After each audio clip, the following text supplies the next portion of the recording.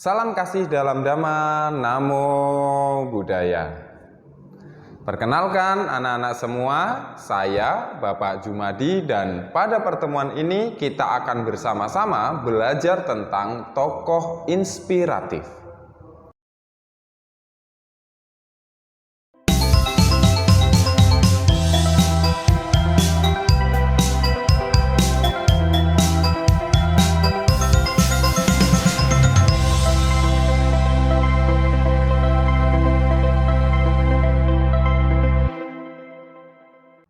Anak-anak semuanya, apakah kalian punya idola?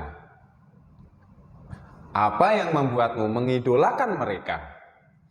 Dan biasanya, apa yang akan kamu lakukan untuk menunjukkan bahwa kamu mengidolakan orang tersebut? Ya, seperti itulah tokoh inspiratif. Tokoh inspiratif adalah seseorang yang memiliki nama besar dan memberikan pengaruh besar pula dalam bidang tertentu. Misalnya, pemikirannya, tulisannya, aktivitas yang dapat mengubah kondisi dunia. Tokoh inspiratif juga dapat dikatakan sebagai teladan yang dapat memberikan inspirasi, motivasi, dan berjasa dalam perkembangan kehidupan. Buddha sangat menginspirasi kita dalam hal cinta kasih dan kepeduliannya pada semua makhluk. Beliau rela berkorban demi kebahagiaan semua makhluk. Beliau juga memiliki kejujuran, keteguhan, dan disiplin yang tinggi di dalam kehidupannya. Maka dari itulah kita perlu meneladan dari Buddha Gautama. Berbicara tentang tokoh yang berjasa dalam kehidupan dan menjadi inspirasi serta motivasi, banyak tokoh Buddhis yang menginspirasi kita dari keteladanannya dan pengaruh besarnya dalam kehidupan manusia dan alam semesta ini. Siapakah tokoh tersebut? Mari kita perhatikan uraian berikut. Coba perhatikan dua gambar tokoh di samping ini. Apakah kalian mengenal mereka? Ya, benar sekali. Mereka adalah tokoh perjuangan dari India yang bernama Mahatma Gandhi dan Jawaharlal Nehru.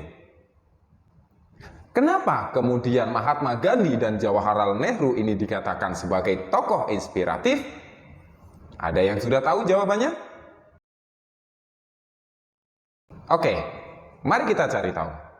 Jawaharlal Nehru adalah salah satu pemimpin nasionalis pertama yang menyadari penderitaan rakyat di negara bagian India dan memperjuangkan kepentingan rakyat dalam mencapai kesejahteraan, keadilan, dan kebahagiaan. Jawaharlal Nehru merupakan negarawan India yang pertama sebagai Perdana Menteri India dari tahun 1947 sampai 1964. Jawaharlal Nehru dikenal sebagai tokoh yang menggagas berdirinya gerakan non-blok atau non-alignment. 5 prinsip gerakan non-blok yang digaungkan oleh Jawaharlal Nehru adalah: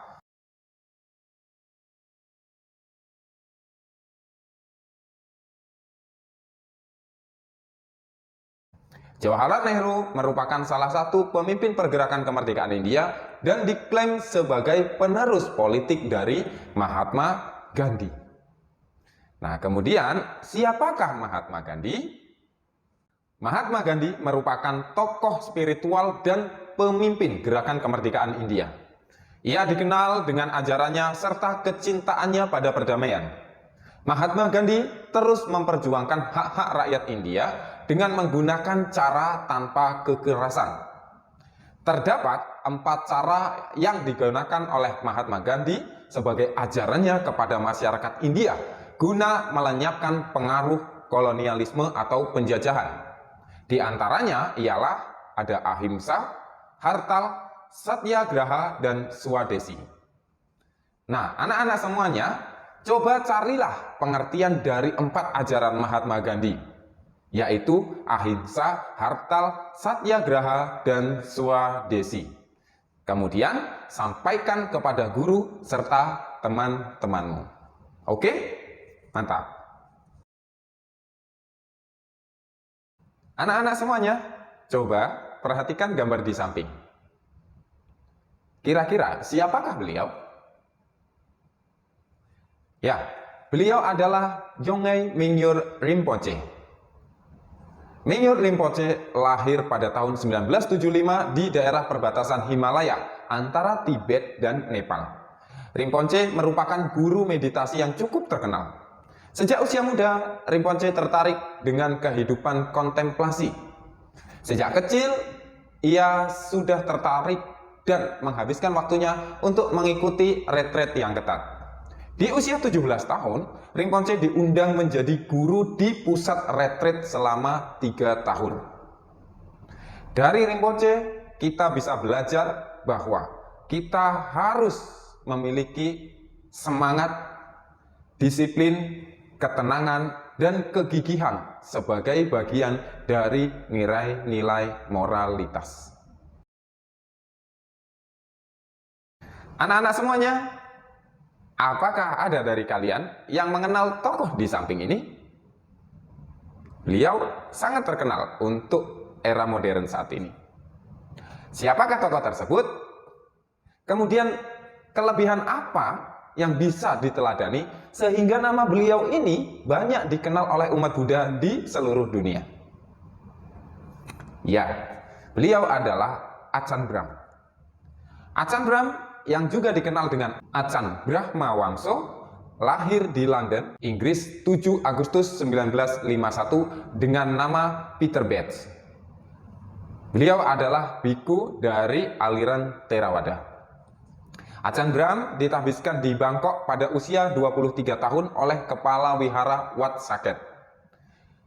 Dia akhirnya bertemu dengan Ajahn Chah dan belajar selama 9 tahun dalam tradisi hutan Thai bersama gurunya yaitu Ajahn Chah.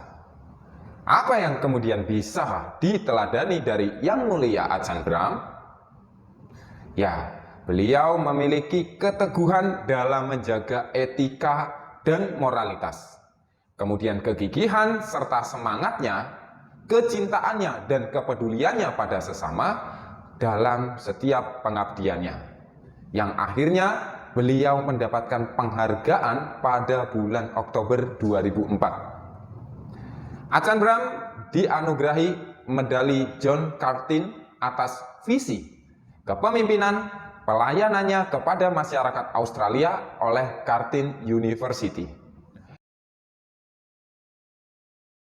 Anak-anak, sebagai warga negara Indonesia dan umat Buddha yang ada di Indonesia, tentunya kita juga perlu mengenal tokoh inspiratif Buddhis yang ada di Indonesia dalam pembelajaran ini. Dan tokoh yang selanjutnya adalah beliau. Siapakah beliau? Memiliki peran apa dalam perkembangan agama Buddha di Indonesia? Dan nilai-nilai apa yang bisa kita teladani dari tokoh tersebut? Anak-anak, nama beliau adalah Kwe Te Hoi. Dan beliau tidak banyak dikenal oleh generasi Buddhis sekarang ini. Namun, siapa sangka, beliau merupakan tokoh yang sangat berpengaruh dalam kebangkitan agama Buddha.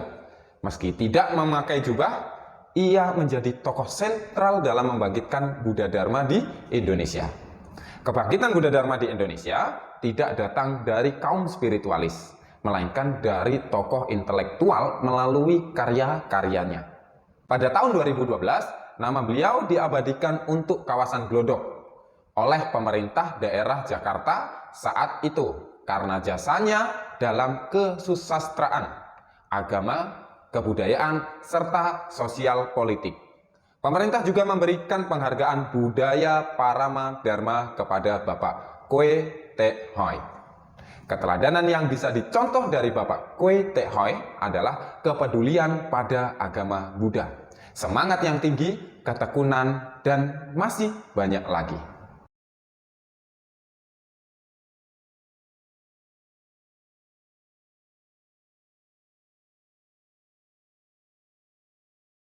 Baik anak-anak, setelah kita memahami materi pada pertemuan hari ini, selanjutnya adakah dari anak-anak yang bisa untuk menyimpulkan apa simpulan pembelajaran pada pertemuan kita kali ini? Ya, benar sekali. Kita harus banyak mengenal para tokoh yang berjasa dalam kehidupan sehingga kita bisa meneladani hal-hal baik dari para tokoh ini untuk kebermanfaatan bagi diri sendiri dan makhluk lain serta dunia. Maka dari itu pentingnya literasi. Oke anak-anak, tetap semangat dalam belajar, rajinlah beribadah, serta saling menghormati satu dengan yang lainnya. Sabi sata bawantu sukitata, semoga semua makhluk berbahagia. Sadu, sadu, sadu, namo buddhaya.